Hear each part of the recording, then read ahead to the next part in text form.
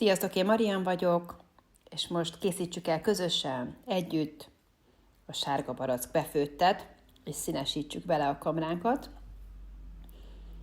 Nagyon finom a szezonális gyümölcsből eltett dolgok. Nagyon figyeljetek arra, hogy csak én a befőttnek is érett gyümölcsöt szeretek használni.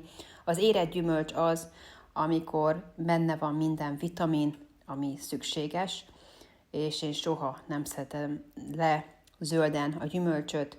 Nekem nem baj, hogyha nem marad olyan kemény a befőzés után, de nagyon fontosnak tartom, hogy érett, finom gyümölccsel dolgozzunk. A folyamat kezdete hasonló, mint a barack. Lekvárnál vízben áztom a barackokat, felezem, válogatom, és a hibásakat ugye félreteszem, vagy kivágom belőle, esetleg, hogyha jégverés van rajta, és amikor ez kész, akkor ugye készítünk egy cukros levet. Itt rátok van bízva megint, hogy mennyi cukorral, mennyi vízzel csináljátok. Valaki csinálja, hogy az üvegeket ugye kiméri, és csak annyit tesz fel. Nekem ez nem probléma, mert ami marad, abból szörpöt szoktam készíteni. Ugye nagyon-nagyon finom, ilyenkor a barackok után az a lé. Ugye ebbe főzzük egy picit a barackot. Nem kell sokáig, de egy 5-6 percig én benne hagytam a barackokat. Tegyétek fel a vizet, tegyétek bele a cukrot. Ha érett gyümölccsel dolgozol, akkor nem is kell hozzá sok cukor. Ehhez a vízmennyiséghez, ez elég sok, most nem tudom pontosan hány liter, de feltettem, olyan 1 kiló cukrot tettem bele, egy 5-6 percig is forjon fel, és amikor már jó meleg a vizetek, beleteszitek a barackokat, a felezett barackokat, és hagyjátok egy 5-6 percig, hogy ott a barackok sterilizálódjanak, és egy picikét azért főjön is, mert finomabb lesz sokkal. És utána a szűrőkanál segítségével tegyétek át a barackokat így lefelé fordítva, mert így lesz szép majd az üvegben.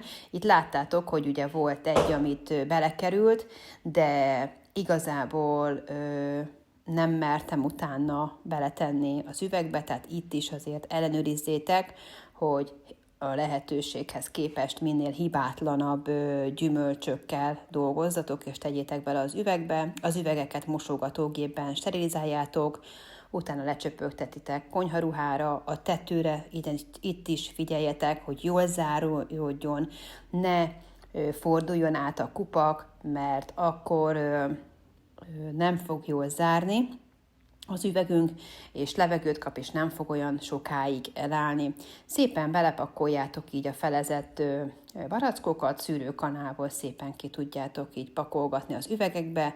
Itt is ugyanaz, a tepsi aljába tesztek egy kis vizet, beleteszitek a sterilizált üvegeket, és szépen kezditek töltögetni, ugye azzal a cukros lével, amiben merítettük a barackokat, az üvegeket. Először csak egy picit tegyetek bele, melegedjenek át az üvegek, és utána lehet szépen egészen addig töltsétek fel, hogy a barackokat ellepje ez a lé. Ha még fér bele, akkor tegyetek még 1-2 barackot a tetejére. Itt látjátok már, hogy az első merítés után is milyen ugye a levem, és mindig hagyjátok, hogy menjen alatta a tűzhely, minél forróbban tegyétek át ezt a levet.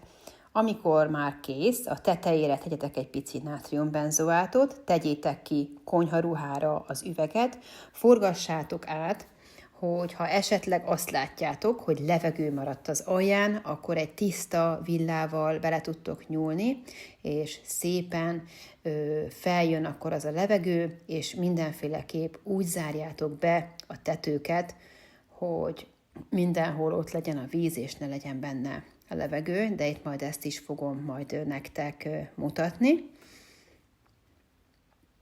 Itt vannak az üvegek, tetejére tesszük pici késhegynyi nátriumbenzoátot,